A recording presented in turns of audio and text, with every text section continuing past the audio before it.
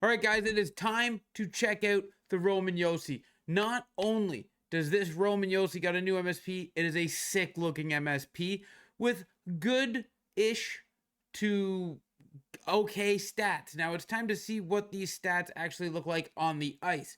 This is going to be a 5-game tryout. I'm going to show you guys clips to see what we think of the Roman Josi, and there is no better place to start than skating at 86 speed with the balance and endurance, checking him out on the ice. First, you're going to notice this endurance is coming down very quickly. That is a problem we're having in NHL 25, and this Roman Josi is no different. He does feel good the way he cuts and moves and skates. He's very smooth on the ice. His approach is very good, and I like using him out there.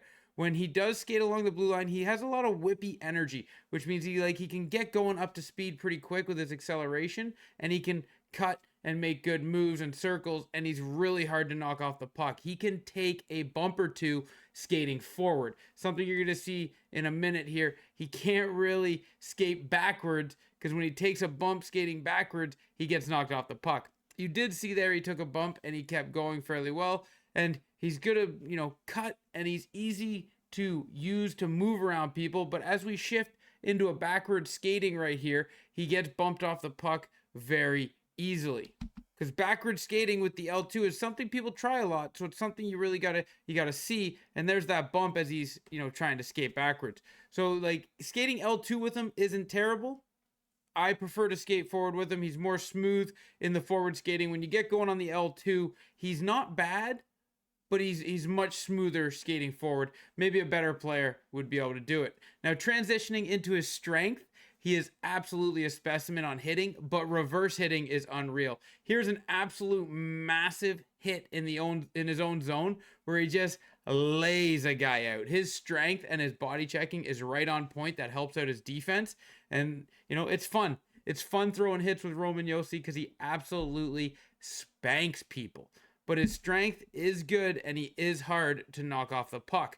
And he can throw good reverse hits to keep himself in control of the puck and moving play along with it. But the hits, you don't have to be accurate and right on. You can still miss kind of, and he still knocks people off the puck. So it's nice to see that kind of behavior. Now, when it does come to defense, you're going to see a loose puck, he goes and picks it up. Not something that is always done in NHL 25. I wish his pokes were better, and I wish his presence was better. Like when he goes to pick up this puck here at the interception, he loses it. And I wish he didn't lose it because it would have been a breakaway.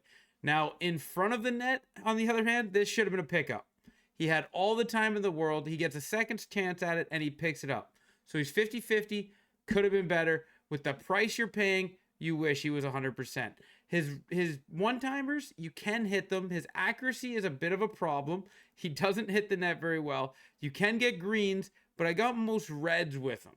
And I tried to get the shot above 100 miles an hour. I just couldn't get it. 99.3 you see there was the best one. It ended up going in, which is huge, but I couldn't get the puck over 100 miles an hour, and still struggling with that accuracy. I think it's a problem with this card.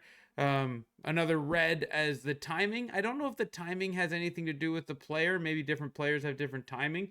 I'll have to figure that one out or ask about that one. But he did get a lot of chances at the point. Couldn't get a 100-mile-an-hour shot. Maybe that was just me. So the biggest question is, watching this, in your opinion, is this card good enough to replace one of these three, being Paul Coffey, Quinn Hughes, or Sergei Gonchar?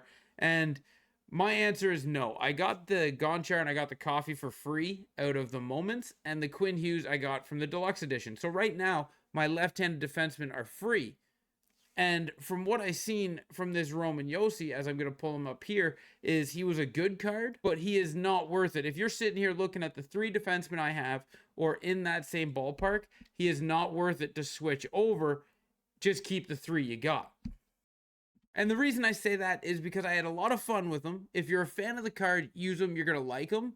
But with what the progression is in this game and how we are earning fodder, which is slower to stop progression of teams, not to stop it, but to slow down how quickly God squads happen, you need to make good decisions on when to bring players in and when to sit players or when to not build a player. And in this situation, if you are a Josi fan or a Nashville fan, he will be fun. You will enjoy him.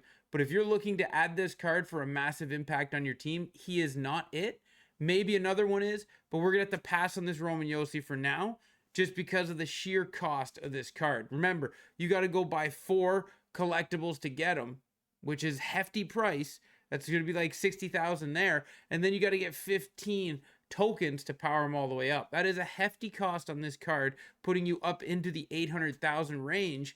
And I just don't think it's worth it when you can have a Gonchar, a Coffee, a Quinn Hughes, or even a base Josi, which plays kind of really similar to this one. So keep that in mind, guys, when you're going out looking at cards, and put in the comments section down below who you want to see next. I'm doing Yager tomorrow, so to make sure you don't miss that, hit that sub button, notification bell, but maybe leave in the comment section down below who you want, and I'll throw them in tomorrow after I'm done Yager. Thank you very much for watching. Till next time, ciao, ciao.